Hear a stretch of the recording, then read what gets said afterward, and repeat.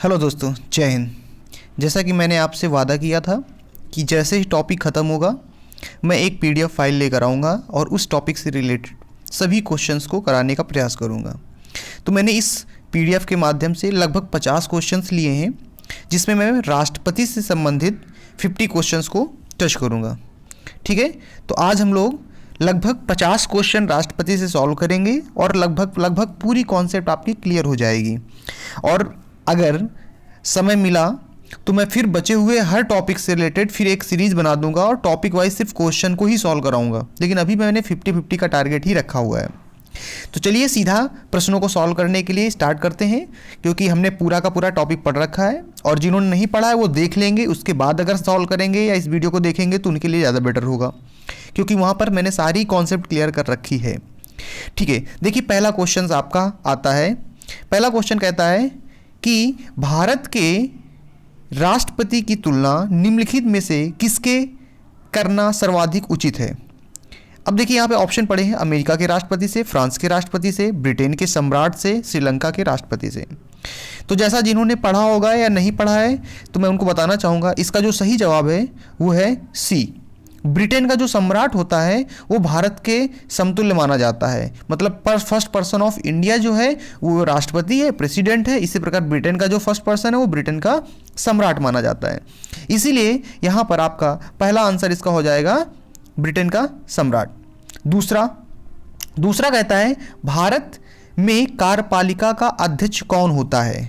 अब भारत में कार्यपालिका का अध्यक्ष पूछ रहा है, हेड ऑफ एग्जीक्यूटिव। तो मैंने हेड ऑफ एग्जीक्यूटिव की बात की थी और उसके अकॉर्डिंग इसका सही जवाब हो जाएगा राष्ट्रपति। A is a right answer.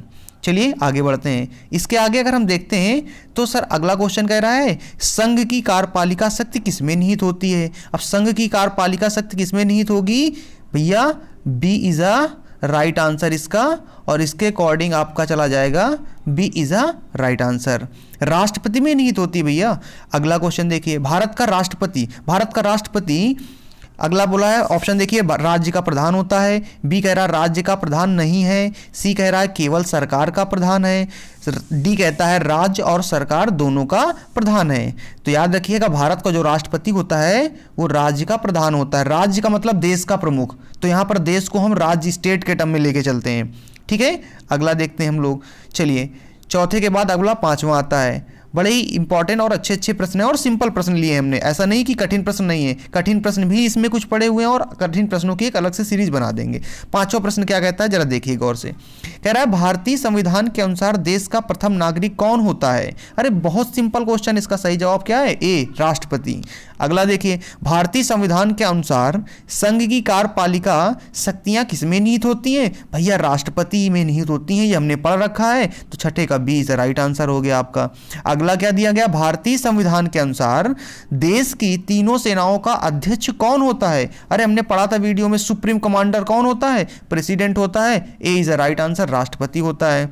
अगला क्या क्वेश्चन है आपका, अगला क्वेश्चन है भारत का राष्ट्रपति होता है कौन, बताना है। भारत का वास्तविक शासक होता है कि राज्य का संवैधानिक अध्यक्ष होता है कि राज्य और सरकार का अध्यक्ष होता है कि बहुमत दल का नेता होता है। तो आपको पता होना चाहिए कि जो भारत का राष्ट्रपति होता है राज्य का संवैधानिक प्रमुख होता है, हेड ऑफ क्या होता है, कॉन्स्टिट्यूशनल हेड होता है स्टेट का। ठीक है, इसका बी इज राइट आंसर हो गया। अगला 9 नंबर देखिए, भारतीय सशस्त्र सेनाओं का सर्वोच्च कमांडर कौन होता है। भारतीय सशस्त्र सेनाओं का, तीनों सेनाओं का भी बात किया, कौन होता है, राष्ट्रपति। ए इज राइट आंसर। बड़े ही सिंपल क्वेश्चन है और यही क्वेश्चन आते हैं, देखिए एग्जाम में पढ़े हुए हैं, सीएपीएफ में क्वेश्चन आया, भारत के राष्ट्रपति के लिए आवश्यक योग्यता नहीं है।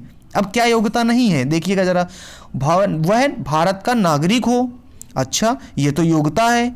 वह 35 वर्ष से अधिक आयु का होना चाहिए, यह भी योग्यता है। उसमें लोकसभा के सदस्य के लिए निर्धारित सभी योग्यताएं हों, बिल्कुल सही होना चाहिए।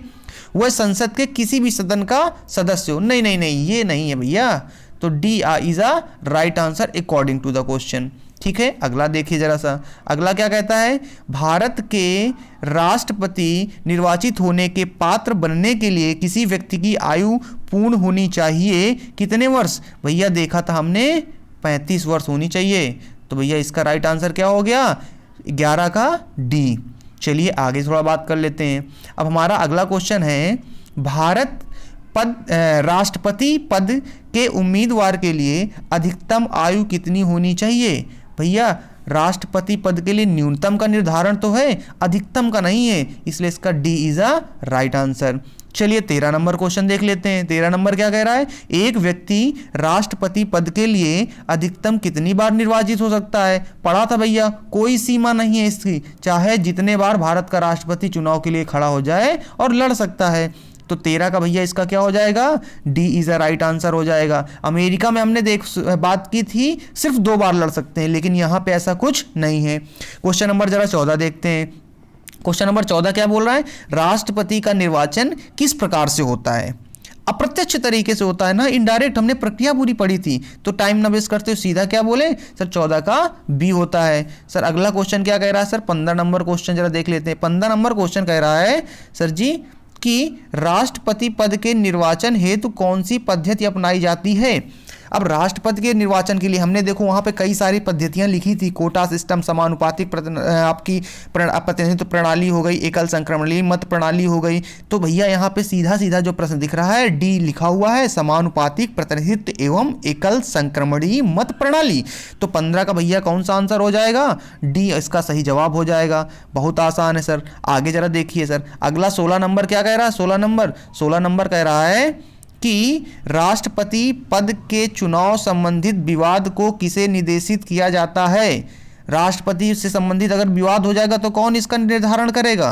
राष्ट्रपति पद के चुनाव संबंधित विवाद को किसे निर्देशित किया जाता है? अब अगर कोई विवाद होगा तो उसको सॉर्ट आउट करने के लिए उच्चतम न्यायालय है, तो इसका जो राइट आंसर होगा भैया क्या होगा? उच्चतम न्यायालय इसका आपका निर्धारण करेगा अगर किसी प्रकार का कोई डिस्प्यूट हो गया।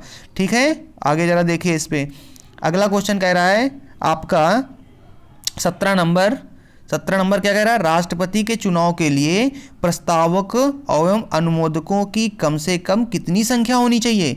हमने इसको भी पढ़ा था कि सर राष्ट्रपति के लिए प्रस्तावक और अनुमोदकों की संख्या 50-50 होनी चाहिए, तो इसलिए इसका सी इज अ राइट आंसर हो जाएगा। सर जी 18 नंबर क्वेश्चन जरा देख लेते हैं क्या होगा।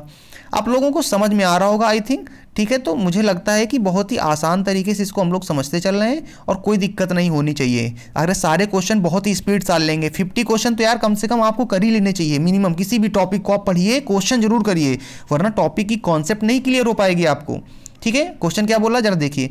भारत का राष्ट्रपति निर्वाचित होने के लिए निम्नलिखित में से कौन सी बात अयोग्यता मानी जाएगी?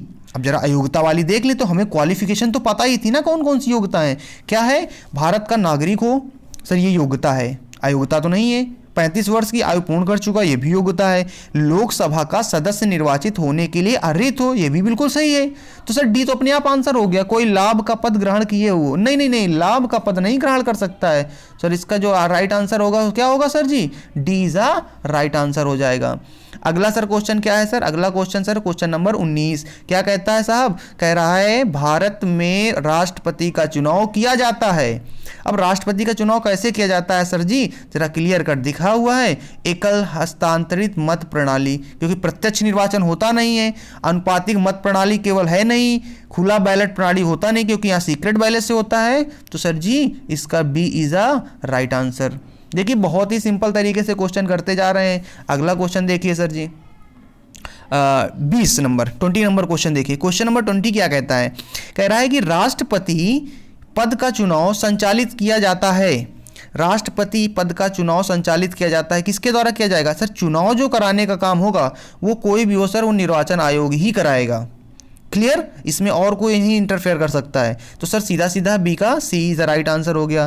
फिर इसके बाद क्वेश्चन नंबर 21 है, भारत में किसके चुनाव में अनुपातिक प्रतिनिधित्व चुनाव प्रणाली अपनाई जाती है? तो सर सीधा सीधा हम इसको देख लेते हैं, भारत के किसके चुनाव में अनुपातिक प्रतिनिधित्व प्रणाली अपनाई जाती है? सर पढ़ ही रहे हैं हम लोग क्या? राष्ट्रपति। तो ये आंख मूंद के मार सकते हैं यहाँ पर राष्ट्रपति, लेकिन वैसे भी राष्ट्रपति में ही अपनाई जाती है। ठीक है, इसका D is the right answer. Sir 22 22 number देखिए क्वेश्चन, फटाफट देखते चलिए जल्दी जल्दी। राष्ट्रपति चुनाव संबंधित मामले किसके पास भेजे जाते हैं? अगर कोई मामला डिस्प्यूट का हो गया सर जी, तो हमने पढ़ा था किसके पास जाएगा? सुप्रीम कोर्ट के पास जाएगा सर जी, उच्चतम न्यायालय के पास। सर चुनाव आयोग इस पर नहीं आपको सॉर्ट आउट करेगा, किसी प्रकार का डिस्प्यूट हो गया चुनाव से संबंधित। अच्छा हाँ, एक चीज और यहाँ पे जान लीजिए कि राष्ट्रपति तो अगर चुनाव डिस्प्यूट हो गया और सपोज राष्ट्रपति कोई बना हुआ है, बाद में उसे अयोग्य घोषित किया गया, तो उसके द्वारा जो भी निर्णय लिए जाएंगे वो आपके कैंसिल नहीं किए जाएंगे, उनकी मान्यता उसी प्रकार रहेगी। ठीक है, अगला देखते हैं क्वेश्चन नंबर 23। क्या कहता है? किस अनुच्छेद के तहत राष्ट्रपति तथा उपराष्ट्रपति के निर्वाचन संबंधित विवाद का निर्णय उच्चतम न्यायालय द्वारा करने का प्रावधान संविधान में किया गया है? सर हमने पढ़ा था 71 आपका सर आर्टिकल था, तो सीधा सीधा option number D is a right answer. Sir जी जरा अगला क्वेश्चन देख लेते हैं 24 नंबर। क्या कहता है 24 नंबर? राष्ट्रपति पद के उम्मीदवारों को चुनाव प्रचार हेतु कितना समय मिलता है? सर जी ये क्वेश्चन आप क्वेश्चन से ही सॉल्व कर लेते हैं सर जी, लेकिन इसके लिए हम आपको बताते हैं 2 सप्ताह का होता है। ये हमने पढ़ा नहीं था, लेकिन ये कुछ क्वेश्चन है जिनको हम एमसीक्यू के थ्रू करेंगे यार। अब हर चीज़ थोड़ा ना रिटर्न में हम करेंगे, कोई बच्चे नहीं छोटे से, तो एमसीक्यू से कुछ चीज़ें क्लियर हो जाएंगी हमारी। ठीक है ना, तो 2 सप्ताह का समय होता है चुनाव प्रचार के लिए हमारा। ठीक है, क्वेश्चन नंबर अगला देखते हैं सर जी हमारा। सर कह रहा भारत के राष्ट्रपति का चुनाव कितने वर्षों के लिए होता है? अरे सर जी 5 वर्ष के लिए होता है, बिल्कुल क्लियर है सर जी, इसमें कोई दिक्कत वाली बात नहीं है, 5 वर्षों के लिए होता है। क्वेश्चन नंबर 26 में आइए, कह रहा है कि किस अनुच्छेद के तहत राष्ट्रपति अपने पद ग्रहण करने की तिथि से 5 वर्ष की अवधि तक अपने पद पर बना रह सकता है? सर जी ये कहता है अनुच्छेद 56। सर वहाँ पर ही तो दिया गया उसका टेन्योर, कार्यकाल। सर जी समझ में आ रहा है आप लोगों को? अगर आ रहा है तो आप लोग कमेंट में ज़रूर आप लोग करिएगा किस क्वेश्चन में दिक्कत गई थी या किस प्रकार का कोई दिक्कत आप कर रहा है और अच्छा लग रहा है तो आप ज़रूर बताइएगा, जिससे मैं आने वाले जितने भी वीडियो होंगे उन पे और बेटर से बेटर करने का प्रयास करूँगा। ठीक है, नहीं मेरा पहला अटेम्प्ट था इस प्रकार से, तो प्रयास फिर भी मैंने किया है। अगला क्वेश्चन देखते हैं, क्वेश्चन नंबर 27। क्या बोलता है क्वेश्चन नंबर 27? क्वेश्चन नंबर 27 कहता है राष्ट्रपति के चुनाव के लिए निर्वाचन मंडल में होते हैं। क्या भैया होते हैं जरा देख लेते हैं, और ये बहुत ही अच्छा क्वेश्चन है, पर्दा होना चाहिए, हमने पूरा एक एक देखा था। संसद के सभी सदस्य और विधानसभाओं तथा परिषदों के सभी सदस्य कभी नहीं हो सकता सर, संसद के सभी सदस्य होते ही नहीं हैं, तो ए गलत हो गया। क्वेश्चन नंबर जरा देखते हैं सर जी एसी का सर, ऑप्शन नंबर बी, संसद के दोनों सदनों तथा विधानसभाओं के निर्वाचित सदस्य। ये तो सही लग रहा है बिल्कुल, लेकिन फिर भी नीचे ऑप्शन पढ़ लो, ये तो बिल्कुल सही है, एसएससी 2013 में आया हुआ क्वेश्चन है। फिर कह रहा है संसद के दोनों सदनों के सभी सदस्य, गलत है। संसद के दोनों सदनों के सभी निर्वाचित सदस्य, ये भी गलत है, विधानसभा के भी तो होते हैं निर्वाचित, तो इसका सर जी क्या हो जाएगा? B is a right answer.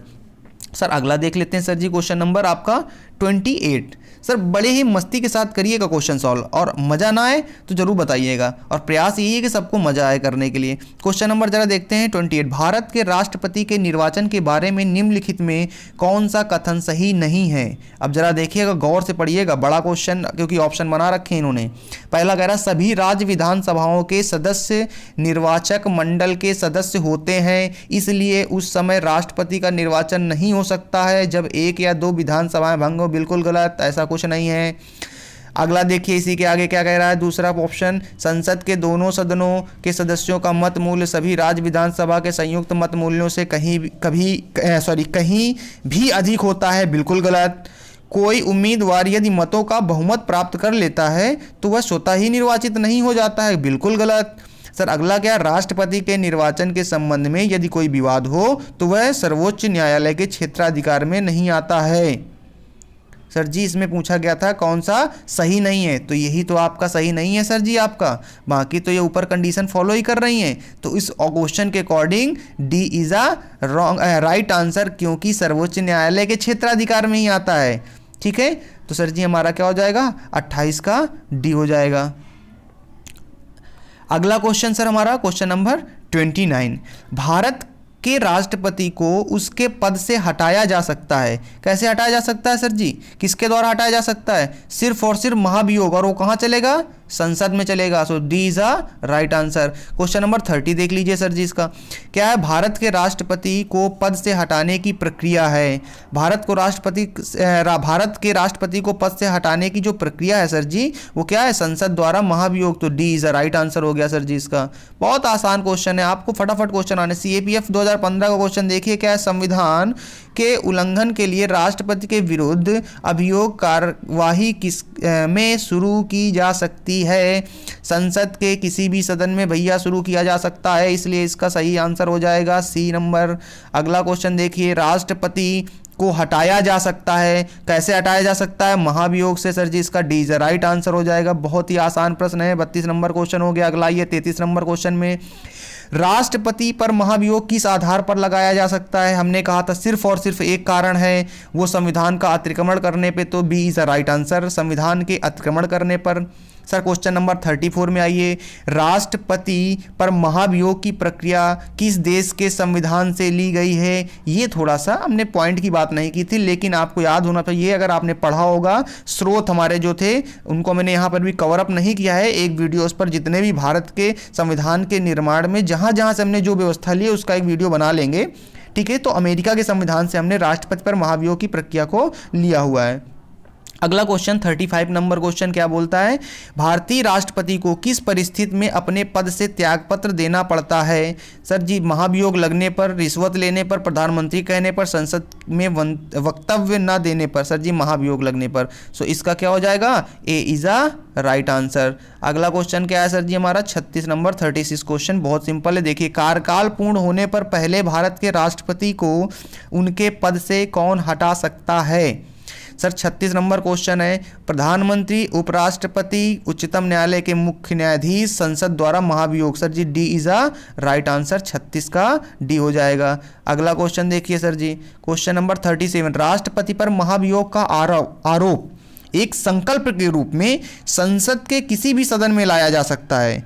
यह कम से कम कितने दिन की लिखित सूचना के बाद प्रस्तुत किया जाना चाहिए। सर इसकी सूचना कम से कम 14 दिन पहले देनी होती है, इसलिए सर जी इसका जो सही जवाब होगा वो हो जाएगा आपका बी 37 का। सर जी क्या हो गया, B is a right answer. Sir अगला 38 नंबर क्वेश्चन देखिए, 38 क्वेश्चन कह रहा है, सदन में राष्ट्रपति के विरुद्ध महाभियोग प्रस्ताव पास करने के लिए कितने सदस्यों का समर्थन होना चाहिए। अब यहाँ देखिएगा, ये भी हमने बात किया हुआ है, इसीलिए वीडियो जिसने देखा होगा उसको सारे क्वेश्चन यहाँ पे सॉल्व हो रहे होंगे। सर सदन में उपस्थित और मतदान करने वाले कम से कम 2/3 सदस्य, गलत है, क्योंकि यह कुल सदस्यों का 2/3 है। तो दूसरा क्या ऑप्शन, सदन के कुल सदस्यों में से कम 2/3 सदस्य, बिल्कुल सही, B is a right answer, ना कि ए होगा। ठीक है, इसको जरा गौर से देखिएगा, एक बार रिपीट कर लीजिएगा क्वेश्चन को। अगला क्वेश्चन नंबर देखते हैं हम लोग 39 क्वेश्चन क्या कह रहा है। सर 39 क्वेश्चन कहता है, भारत के राष्ट्रपति को कार्य अवधि की समाप्ति के पूर्व भी पद से हटाया जा सकता है। क्वेश्चन नंबर 39 का आपका सी होगा भैया, महाभियोग ही एक प्रक्रिया है, इसके अलावा राष्ट्रपति को नहीं हटा सकते हैं, इसलिए महाभियोग होगा। क्वेश्चन नंबर 40, आइए जरा क्वेश्चन नंबर 40 पे, किसी व्यक्ति के राष्ट्रपति के रूप में चुनाव को अवैध घोषित किए जाने की स्थिति में उसके द्वारा अपना चुनाव अवैध घोषित किए जाने के पूर्व के कृत्यों की क्या संवैधानिकता होगी। बड़ा ही प्यारा क्वेश्चन है कि उसके, सर अभी थोड़ी देर पहले मैंने इसको कहा था कि अगर राष्ट्रपति को चलो चुनाव में अयोग्य घोषित कर दिया गया, अब उसको अवैध घोषित कर दिया गया तो हटाना पड़ेगा, लेकिन उसने जो काम किए हैं क्या वो भी अवैध होंगे। तो हमने कहा था नहीं होंगे। तो वही क्वेश्चन तो है, पहला क्वेश्चन क्या कह रहा है, यह कृत्य अविधिमान्य होंगे, मतलब आपके इनवैलिड कर दिए जाएंगे। नहीं साहब ये नहीं है, यह कृत्य विधिमान्य होंगे, वैलिड होंगे। सर जी बिल्कुल सही है, B is a right answer. 40 का क्या हो जाएगा, बी हो गया सर। अगला देखिए सर 41 नंबर, भारत के राष्ट्रपति को महाभियोग द्वारा हटाया जा सकता है, किंतु महाभियोग की प्रक्रिया को दोषपूर्ण कहकर आलोचना की जाती है। प्रक्रिया में कौन सा दोष नहीं है। अब जरा सा यहाँ देखिएगा, क्वेश्चन बड़ा ही प्यारा है, कह रहा भारत के राष्ट्रपति को महाभियोग द्वारा हटाया जा सकता है, किंतु महाभियोग की प्रक्रिया को दोषपूर्ण कहकर आलोचना की जाती है। प्रक्रिया में कौन सा दोष नहीं है, मतलब कौन सा दोष नहीं है, जरा देखिएगा। राष्ट्रपति के निर्वाचन में राज्य विधानसभा के सदस्य भाग लेते हैं, किंतु महाभियोग प्रक्रिया में उन्हें किसी भी प्रकार का अवसर नहीं दिया जाता है। नहीं नहीं, ये तो ऐसा कुछ नहीं, ये दोष नहीं है। महाभियोग में व्यवस्था है कि संसद का एक सदन आरोप लगाएगा और दूसरा सदन आरोप की जांच करेगा। सर ये भी बिल्कुल गलत है। राष्ट्रपति राज्यसभा के रिक्त स्थानों पर अपने समर्थकों को मनोनीत करके 2/3 बहुमत से अपने विरुद्ध महाभियोग पारित करने को असंभव बना सकता है। अच्छा, जरा देखते हैं अगला इसी में पोर्शन, लास्ट क्या पोर्शन कह रहा है। राष्ट्रपति को लोकसभा भंग करने का अधिकार है यदि उस पर आरोप लगाया जाए और वह लोकसभा को भंग कर दे तो जनता ना कि संसद अभियोग लगाने वाली होगी। बिल्कुल गलत है, लेकिन इसमें जो सही जवाब होगा वो इसका होगा sir ji, C is a right answer. राष्ट्रपति राज्यसभा के रिक्त स्थानों पर अपने समर्थकों को मनोनीत करके 2/3 बहुमत से अपने विरुद्ध महाभियोग पारित करने को असंभव बना सकता है। अगर ऐसी स्थिति है तो हो सकता है संख्या न पहुंच पाए, फिर अगर मनोनीत करने वाली कंडीशन के बाद, तो ऐसा किया जा सकता है। तो इसके अकॉर्डिंग आपका सी इज अ राइट आंसर हो जाएगा।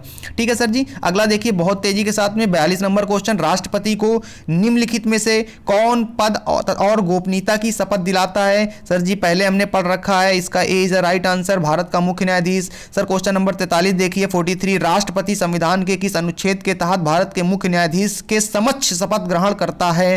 क्वेश्चन नंबर 43, इसका सही आपका जवाब होगा सर 60 में तो दिया गया शपथ का वर्णन, केवल यही तो एकमात्र आपका राष्ट्रपति है जिसका वर्णन आपका अलग दिया गया शपथ का, बाकी सबका अनुसूची में 3 में दिया गया है। सर क्वेश्चन नंबर देखिए सर आपका 44वां क्वेश्चन नंबर 44 क्या कह रहा है? मुख्य न्यायाधीश की अनुपस्थित में राष्ट्रपति किसके समक्ष शपथ लेता है? सर मुख्य न्यायाधीश की अनुपस्थित में जो भी वरिष्ठ न्यायाधीश होगा सर्वोच्च न्यायालय उसके उपस्थित मिलेगा सर, तो इसका डी इज राइट आंसर हो जाएगा। सर क्वेश्चन नंबर 45 देख लीजिए। सर 45 क्वेश्चन नंबर क्या कहता है? यदि राष्ट्रपति और उपराष्ट्रपति दोनों देश से बाहर हों तो उस स्थिति में उनके कार्यभार को कौन ग्रहण करेगा? सर अगर दोनों बाहर होंगे राष्ट्रपति और उपराष्ट्रपति तो ऐसी स्थिति में सर्वोच्च न्यायालय का मुख्य न्यायाधीश, तो इसके अनुसार 45 का सी सही जवाब होगा। सर अगला क्वेश्चन देख लीजिए। सर अगला क्वेश्चन कह रहा है 46 नंबर, यदि भारत के राष्ट्रपति त्यागपत्र देना चाहते हैं तो वह अपना त्यागपत्र किसे देंगे? सर बहुत ही सिंपल जवाब है, भारत का उपराष्ट्रपति। 46 का sir B is the right answer. अगला 47 नंबर क्वेश्चन जरा देख लीजिए। राष्ट्रपति के त्यागपत्र की सूचना उपराष्ट्रपति किसको देता है? राष्ट्रपति के त्यागपत्र की सूचना उपराष्ट्रपति लोकसभा अध्यक्ष को देता है। ये अच्छा क्वेश्चन है, हो सकता है कंफ्यूजन क्रिएट कर दे, आपने नहीं पढ़ा होगा। ठीक है, तो राष्ट्रपति के त्यागपत्र की सूचना उपराष्ट्रपति लोकसभा अध्यक्ष को देता है, ये आपको ध्यान में रखना है। सर अगला 48 नंबर क्वेश्चन है। 48 नंबर क्वेश्चन क्या कह रहा है? भारत के राष्ट्रपति और उपराष्ट्रपति की मृत्यु की स्थिति में भारत के राष्ट्रपति के रूप में कौन कारगर है? सर इतना सिंपल क्वेश्चन हमने नहीं देखा कभी। भारत का मुख्य न्यायाधीश। सर जी क्या होगा? सी इज अ राइट आंसर। यदि मृत्यु त्यागपत्र अथवा हटाए जाने की स्थिति में भारत के राष्ट्रपति का पद रिक्त हो जाए तो उस पद का कार्यभार कौन संभालेगा? अरे सर जी फिर आ गया 49 नंबर में, कौन संभालेगा सर? राष्ट्रपति अगर नहीं होगा तो उपराष्ट्रपति करेगा ना, तो सर इसका B is a right answer हो जाएगा सर। और क्वेश्चन नंबर सर जी हमारा क्या है? 50 क्या बोलता है? जब राष्ट्रपति मृत्यु त्यागपत्र पदच्युत या अन्य कारणों से अपने कर्तव्यों को नहीं निभा सकता तो उपराष्ट्रपति कितने समय तक राष्ट्रपति के रूप में कार्य करता है? अधिकतम सर जी हमने पढ़ा था कि 6 महीने से ज़्यादा कोई भी नहीं रह सकता, तो इसका सर जी क्या हो जाएगा? आपका 6 माह। ये झारखंड पीसीएस 2013 का क्वेश्चन था। तो इस प्रकार हमने लगभग 50 क्वेश्चन पूरा कवर अप कर लिया है। आई होप कि आपको समझ में आया होगा और आपको कॉन्फिडेंस हुआ होगा कि हमने टॉपिक पढ़ा हुआ है तो हमने देखो क्वेश्चन भी सॉल्व कर लिए हैं। इसी प्रकार आपने अगर इस सारे क्वेश्चन को कर लिए ना तो राष्ट्रपति से बहुत हाई फाई नहीं आएगा, सब कुछ इसी के अंदर आ जाता है। ठीक है, आप लोग पढ़ते रहिएगा अच्छे से। अभी मैं केवल लो लेवल में थोड़ा सा मीडियम लेके आया हूँ, लास्ट में एक सीरीज लाऊंगा हर टॉपिक की और टफ क्वेश्चन रखेंगे, फिर देखेंगे कौन किसको कितना आता है, कोई दिक्कत वाली बात नहीं। बट अभी क्या ना सबके लिए चलना है, ठीक है। Okay, all the best. आप लोगों ने अच्छा पढ़ा है, सारे क्वेश्चन को हम लोगों ने कवर अप किया है और इसी प्रकार हम लोग यहाँ पर बचे हुए जितने भी टॉपिक होंगे सभी के क्वेश्चन को यहाँ पर सॉल्व करते रहेंगे। ठीक है, ऑल द बेस्ट आप सभी को। ठीक है, टेक केयर, बाय बाय। और अगला वीडियो आपको मिलेगा, आप लोग कंटिन्यूटी पढ़ते रहिए और एक काम करते रहिए आप लोग यार, वीडियो को थोड़ा सा शेयर करते रहिएगा, जिससे क्या है ना ज़्यादा से ज़्यादा लोगों तक पहुँचे बात। तो जब हमारी बात ज़्यादा से ज़्यादा लोगों तक पहुँचेगी तो मुझे और भी अच्छा लगेगा बात करते हुए। ठीक है, बाकी आप लोग समझदार हैं, बढ़िया मस्ती के साथ पढ़ाई करिए। Take care, bye bye, good night.